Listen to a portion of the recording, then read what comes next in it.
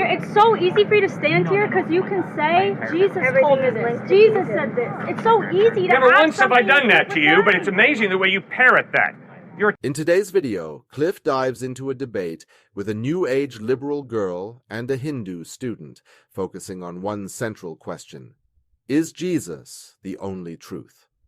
Throughout the discussion, Cliff highlights the distinctiveness of Jesus Christ compared to other historical and religious figures. Cliff responds with thoughtful and compelling arguments, defending the unique claim of Christianity that Jesus is indeed the one and only truth.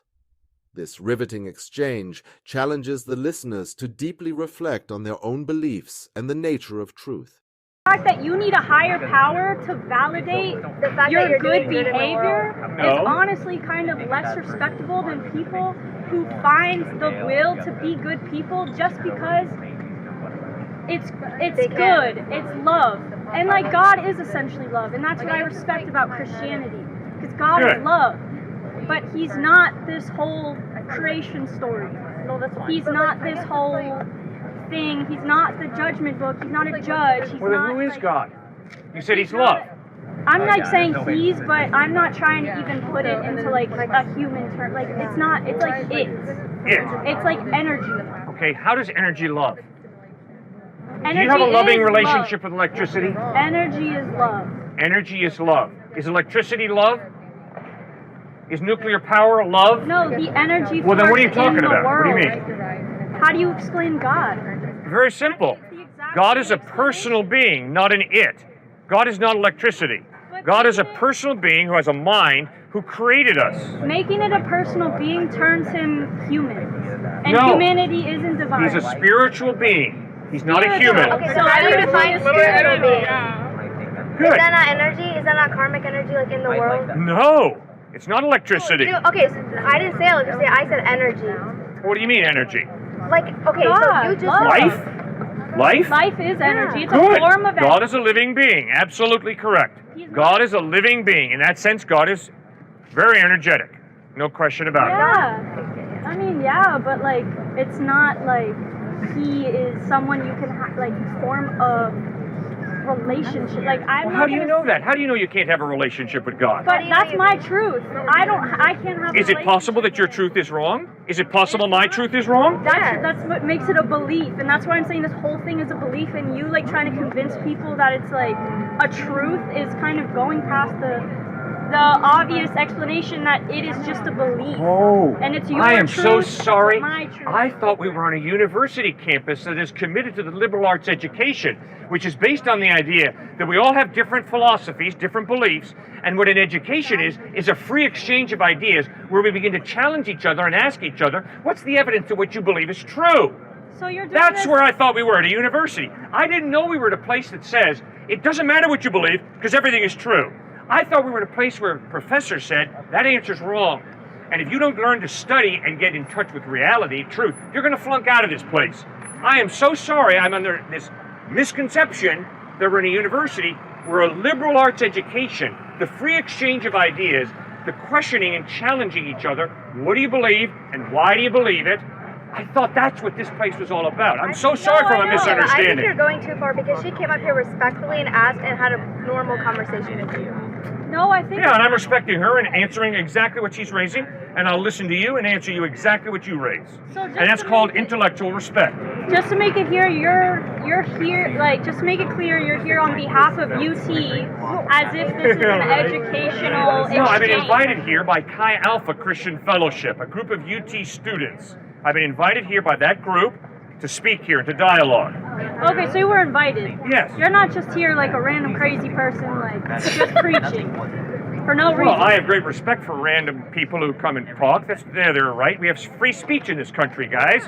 All right? So there's nothing wrong. It's not me. But you're on a schedule, is what I'm just trying to say. Yeah, I got a flight to New York City tomorrow morning at 8:26. That's correct. I'm on a schedule. Right. Wonderful. Now, why don't you believe in Jesus Christ? I just... You mean like the human form of God? Yeah, he claimed to be God in human form. So why don't you believe in Jesus? It's just not scientifically feasible enough for me to put all my faith and follow and like go to church for it. It's not my belief. It's not true to me. Why? I was raised up Catholic, went to Catholic private school, and it wasn't until I went to that private school that I realized it was all bull in my eyes. What's your Because evidence? it's based on a story that has no scientific truth. It doesn't reach me at a level where I'm like, oh my gosh, this is like perfect, like this is it. It's just personally not connected. Okay, fine. Scientifically prove to me that George Washington was the first president of the United States. Can you do that? Scientifically. I mean, this has to be some type of fallacy because he wrote accounts. Did Jesus actually write anything down? No, I don't believe George Washington was first president of the United States because a dude named George Washington wrote something. Eyewitnesses saw George, and they wrote down what they saw. Eyewitness He testimony. wrote stuff. Yeah, he wrote stuff, yes. Wait. Did Jesus? Sorry. No, Jesus did not write anything. The eyewitnesses who saw him wrote what they saw. Jesus spoke.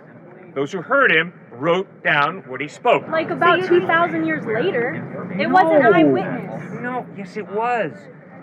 We have Greek manuscripts, ma'am, from the early 2nd century that clearly point to the fact that we have an accurate account of what Jesus said in the 1st century. So what's wrong with other people's religions' truths that have real accounts of it? Like Judaism. Yeah, what about it? So why are you different from Judaism? Why are you different from Hindu? Like, Right. why are there different? That's what's separating people. You trying to force people into certain beliefs is what's separating. Not you trying to steal her bag and think it's a moral compass and alienation and isolation. I mean, I know you're not forcing anyone. You're just trying Thank to you. spread. That was you're not. incredibly judgmental for you I to say know, that. I know. I'm glad you caught yourself on that But one. why, like, does anyone else from other faiths, like, do this? Like, the fact that it's always Christians is kind of, like, it's kind of a red flag, and I think it just kind of puts you guys... You got to be kidding me. It's true. You don't I think think everyone Muslims share thinks that. spread their belief? I mean, You like, don't think yelling Muslims to kids on this spread their campus, belief? yelling to kids on this campus. You don't think atheists spread their belief? Yelling to people on this campus? No. I can And promise this is in you, this environment. I can promise you there are atheists who spread their faith very effectively at UT Austin. We've not, who's seen atheists yelling at people here? There is no other faith on Speedway besides Christianity. Okay, well then why don't you stand up and talk about Hinduism? Because I don't feel the need to. Yeah, she got her truth figured out. She I'm doesn't good. care if other people see her truth or not. Yeah. Because she knows she's being the best person she All can right. be. Well then it's real simple. And it doesn't come down to a faith. to Ma'am, do if that. you suddenly have a seizure, I'm not just going to stand here and say, oh, too bad, you got a seizure. I'm going to call 911. I'm going to get the best doctor to try and heal you. That's good. Not only am I going to do that, but if I'm convinced that Jesus Christ offers you eternal life in heaven, then because I love you, and if you have a seizure, I'm going to call 911, that's an expression of my love for you, so I'm going to seek to communicate to you. Jesus offers you eternal life. Why don't you check him out? So why is that the thing that's pushing you to help people? Love. Because I am convinced that God created us to love each other. But that's a secondary source that's forcing your actions. That's not just you loving me because I'm alive right here. I love you because God created us for the purpose of loving each other. That's why I love you. So I don't care if you're my enemy, I'm going to love you. If you're my enemy, if you try and hurt me, I'm still going to try and love you. Why? Because I'm convinced that God created us to love each other. And if God created us to love each other, then that means regardless of how difficult it is to love each other, we're still going to try and love each other if we're followers of Christ. I see. I recognize like that's your truth. But if I do the same thing to someone, if you're having a seizure and I choose to help you, Yes? why am I wrong? Because my like the thing that made me do that isn't what Jesus wants. Why is it wrong for me to just be loving because I feel like based on my past experiences in this life, that's what I want to do, to be a good person? Why does it have to be because this is what Jesus wants? Because this is what Jesus says. Why Every can't it time just that you love, that is good. Exactly. Regardless of what you believe, every time you love. Exactly. So But why is speaking that- for myself, I can't speak for you, but speaking for myself, I have not always loved. I am a sinner. Me neither. Okay, I have violated God's purpose in creating me, which is to love God and to love people. Therefore, I need God's forgiveness. I also need his help to love my enemy. Because to be very honest with you, too frequently, not all the time, but too frequently, I want to cut my enemy off at the knees. And that's wrong of me. All right? So that's why I need to ask God for forgiveness and for the power to change so that I can love even my enemy.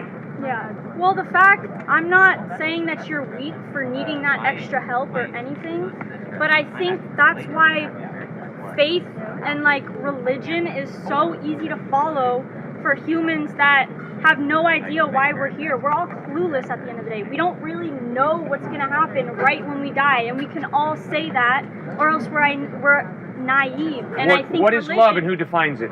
And I think that religion makes it easy because it hands truth to us. What is We love? don't have the You've courage talked a lot to about go love. out and find truth What is on love our own. and who We need defines someone love? to hand it to us through a Bible. What is love and who defines it? Because I know a lot of guys who have a very definite definition of what it means to love you. You're a very beautiful woman, and I can promise you, I got a lot of guys who can tell me very clearly what it means to love you, and it ain't pretty. Okay? So who defines love? If it's just a personal thing, you've got your personal trip, I can promise you I got a lot of guy friends who got their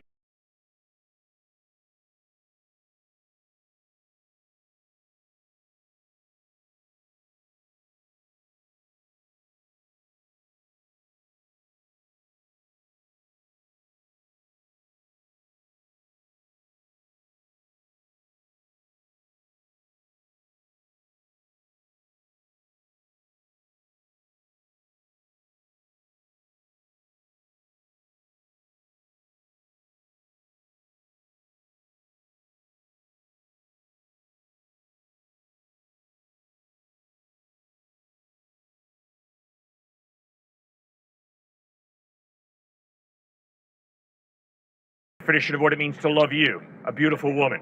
And it ain't pretty. So what makes your definition of love more correct than their definition of love? Well, it's not the definition of love. It's the moral compass that someone builds up as they have more past experiences. And why is your moral compass more correct than their moral compass? I'm not saying it is. We're saying Oh, come on, you know very well that if some guy says to love means to use you sexually, they are wrong. That's evil. They're Don't you believe unethical. that? Don't you believe that? They're unethical. They're not Okay, so who defines evil. ethics? Who defines goodness and who defines love? Well, that's a whole philosophical question. That It's has a very nothing to practical do question, with ma'am. religion. Then It's an incredibly practical What is your question. answer besides God to that? Yeah, what's your Because answer many besides philosophers this is what do not have the Jesus answer as said? God. It's so easy for you to stand here because you can say, Jesus told me is this. linked to Jesus Jesus. said this. It's so easy to Never have once have I something done that to you, but with it's amazing the way you parrot that. You're attacking a straw man, ma'am. Now, why don't you listen to me as I try to listen to you and respond to me, not respond to a straw man. I never said just do something because Jesus says it. It's not my argument. My argument is your experience of love as a real value, your firm conviction that those guys who define love as being to sexually use you, they are wrong. Really wrong. Why? Because there is such a thing as real love that they are violating. Now you've got to ask yourself, real love? Who defines real love? And if there is no God, there's no objective love. I'm not saying there's no God. Okay, fine, but just listen. If there is no God, We're not saying We're there's not no saying God. that. No, my argument is the fact that we're not saying that there's not a God. We're just saying that it doesn't always have to be Jesus, like in the form of like Christianity. okay, fine. So who is God?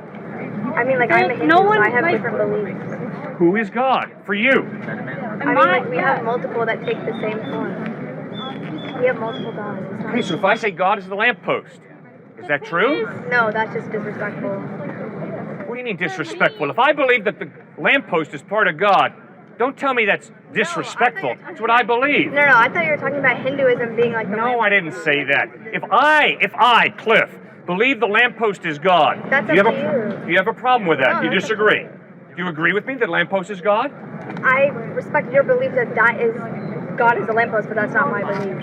Okay. Then if you believe that God is not the lamppost, would you try and help me see that the lamppost is not God? Or would you just say, go ahead, Cliff, believe the lamppost is God? I mean, that's what religion is today. Like, you believe in Christianity. I'm not going to come and try to be like, oh, like, you need to believe Hinduism. Well, what are you doing out here talking to me? Why are you here then? Why are you here? We knew what you were talking about. We go to Yeah, and school then, here. good, and you started talking. Yeah, But let's be real honest. You disagree with me. Yeah. Okay, and that's I fine. thought you knew that But from let's the not start. try and act like you don't disagree with me, because you know I'm very not. well. Everyone knows I'm here because I don't agree with you. Exactly. And I respect that. That's fine. But let's not start getting on your high horse telling me No, that because I believe Jesus is the truth, oh, that's some type of narrow-minded, bigoted view. It's because You have your truth, I'm just and I have my truth, and I'm trying to dialogue with you. What's the evidence that your truth is right? Okay, I think both of us, it's safe to say that we're curious why people are always here preaching. I don't know why other people come out here and preach. I know why I do. I don't know why. Same reason for all of y'all. Yeah, No, so it's not. what is Don't the generalize reason? like that. It's That's just as not- I've bigoted heard as if the I were to same say to you, stuff. I've heard you the both same are stuff motivated by every the same week. thing. I don't know you ladies.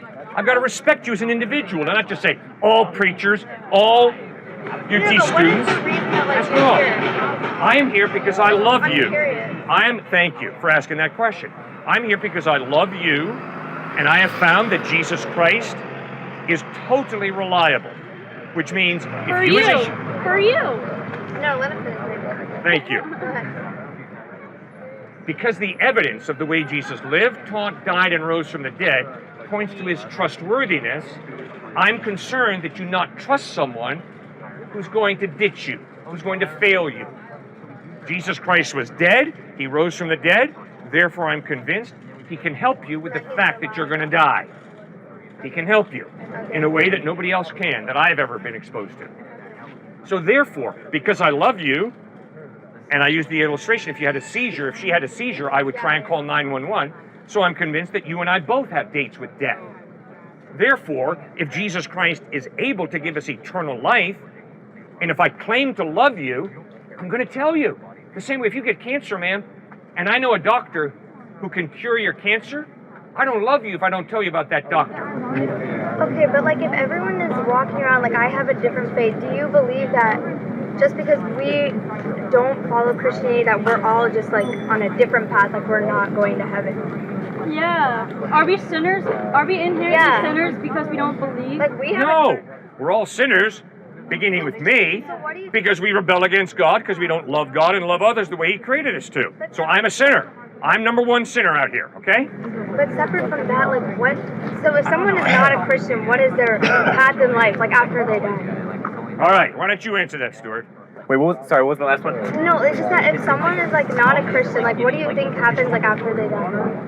After they die, if they're not a Christian? Yeah, because he was talking about like eternal life, like heaven, like everything. Right. What do you guys? I'll answer that from a Christian perspective, then you can answer it from a Hindu Yeah, perspective. I'm just curious. Yeah, so from a Christian perspective, it's all about giving up yourself and worshiping God, because we all worship in some kind of way, some kind of thing, right?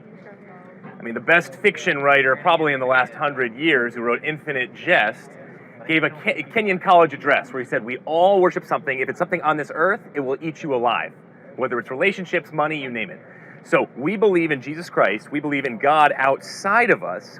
By accepting God, we empty ourselves, grow a trusting relationship with Christ, and that is how you have eternal life with him. But that does not mean somebody over in India who's never heard the name of Jesus Christ is going to hell. Because No, yeah, I get that. you get that, okay. Yeah. So from a Hindu perspective, see, I think you should be out here, maybe not with the same kind of voice as him, because you guys are slightly hardwired differently, but I do think sometimes you should maybe be on this corner. But that makes a great point. Thank you for talking out here. I appreciate it a lot, okay? But I do think, because I have some Hindu friends, and I've been to their homes, and I've had conversations with two different women who said to me, we're in different caste systems, and so one is slightly more valuable than the other, and it was a very awkward conversation. But I think for you to love me would be to come out here and say, hey, Stuart, you have a slightly bad sense of karma because you've been living a certain way. I want to help you, not come back as a cockroach. So I'm going to help you and communicate what a good type of lifestyle is according to the Hindu faith, rather than just saying, don't push your faith on somebody because that's considered proselytizing. Yeah. Well, by claiming not to push your faith on somebody, that's also a form of proselytizing. Maybe it's a form of quieter proselytizing, but see, this sweet woman right here, I am very impressed by her, and yet the same thing that she was doing, she was basically calling him intolerant for the way he was communicating an exclusive truth.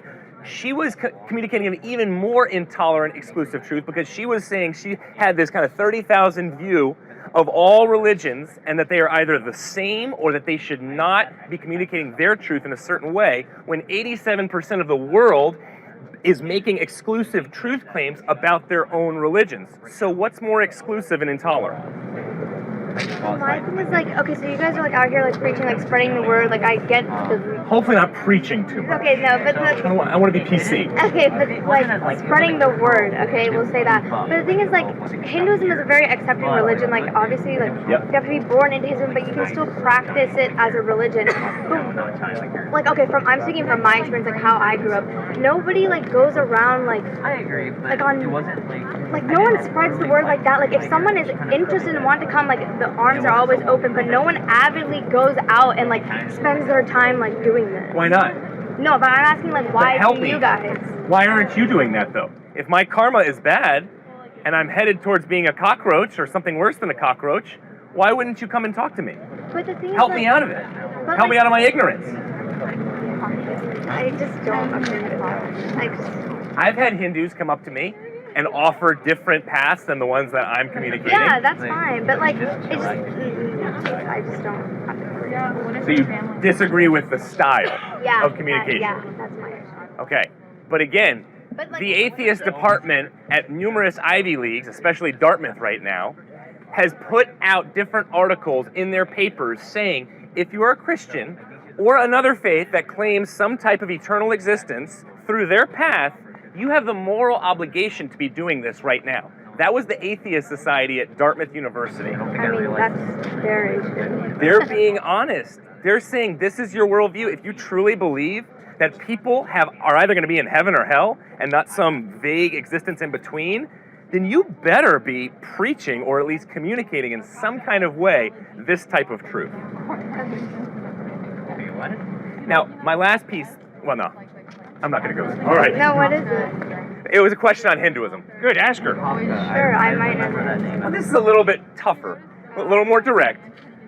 So, as also a therapist, I'm also a mental health therapist, I'll go to the bedside of a person dying.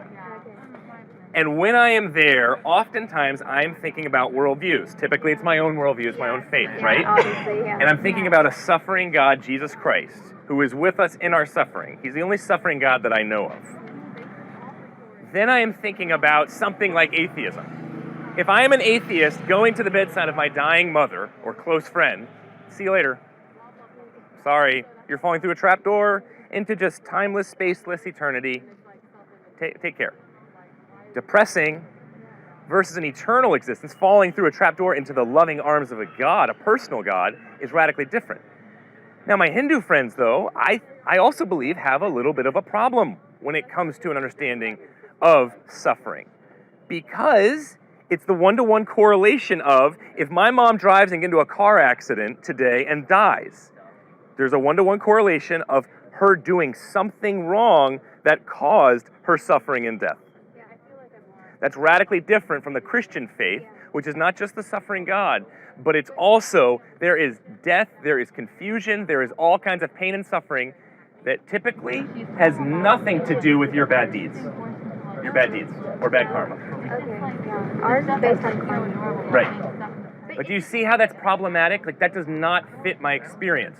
When I'm dealing with death and dying folks, to go to them and say, sorry, you have cancer because you did something wrong, whether it was last week, yesterday, or the day before. No, but the thing is, like, it's not that minuscule. It's like what you've done throughout your life. So you know how, like, you guys are like, okay, I'm a sinner, like, I've sinned. It's not like, oh, like, I tripped someone yesterday, so now I'm going to go die in a car crash. It's like the accumulation of all the bad deeds that you've done. Okay. So that can lead up to, like, one moment, like, okay, okay, you died in a car crash, whatever. But obviously when that person is dying, you're not going to be like, oh, like, you caused, like, in a way, like, you caused your own, because everyone has to die, okay? That is, like, obviously the end game. But it's not like it's like everyone has to die, but when you're on your deathbed, no one's gonna be like, oh, like you caused your own death. This is why. Like it happens for a reason. Like everything happens for a reason. That is the underlying belief in Hinduism. Oh yeah, And I can get on board with that. Yeah. But I can't get on board with your bad deeds are just accumulated, so you're going to die a worse kind of death than the person over here, like this sweet little lady who was saying that she's just living for goodness. So she's not going to suffer, as opposed to the person perhaps who grew up an addict because maybe their parents were addicts, and so they had a type of bad deeds when it came to their alcoholism. So somehow they're going to suffer worse because they're worse people, and let's ostracize them. Versus this sweet lady who's supposedly living for greatness. I mean, not necessarily, because you say that like your parents are addicts, so you're an addict, and like you're like doing drugs, everything. That can be understandable because of the origin that you come from, like your parents. But the thing that's gonna cause your karma is the actions you take, being that person. It's not necessarily what you start from. Do you know what I mean? Like every person is responsible for their own actions. Just because like you may have a tougher background, like that's obviously taken into consideration. Like I don't know all that, but what I grew up knowing is that it isn't. It's your personal actions that cause like your like course for the rest of your life. Like obviously if you do something good, like something good will happen to you, or like you're making your own life better. But if you do something bad, then that's gonna catch up to you. Right. Okay, and I can totally get on board with that. Yeah, Sure. Sin follows us in many ways. Yeah, so it's not from like just because it's not like you're written a bad fate. You know what I mean? Like you can always turn it around. Does that make sense? Right. And yet, at the same time, there is a big difference between grace and forgiveness in the Christian faith versus in the Hindu faith. You still are determined by your bad deeds. It's a type of determinism. I mean, yeah. Whether it's accumulation of me when I was in high school and I was living a very partying type lifestyle versus perhaps more so now, I don't know, maybe I am better ethically. I mean, that's true, like, but in a sense, like, it's also, like, just like you guys repent, like, you can go to the temple, like, you can pray, like, there are certain religious rituals that you can do that better your karma, but don't erase it. Okay, You know what I mean? okay. So it's not like, just because you do this, it's in your, like, permanent record forever, like, it's etched forever, so now you're gonna die. Like, it's not like that. Okay, let's go to the caste system now. Why did I have that very awkward encounter with those two women, who one was higher up than the other? The Christian faith we were talking about out here yesterday, which is everybody, it doesn't matter if you have a lower level of awareness or cognitive abilities, which I'm probably lower than you, and or you're born with special needs, whatever the issue might be, we are all created in the image of God, absolutely equal. We do not have to somehow prove our self-worth, prove and get my value by any kind of means necessary. Instead, no matter what, our value doesn't change because of what Jesus did for us on the cross.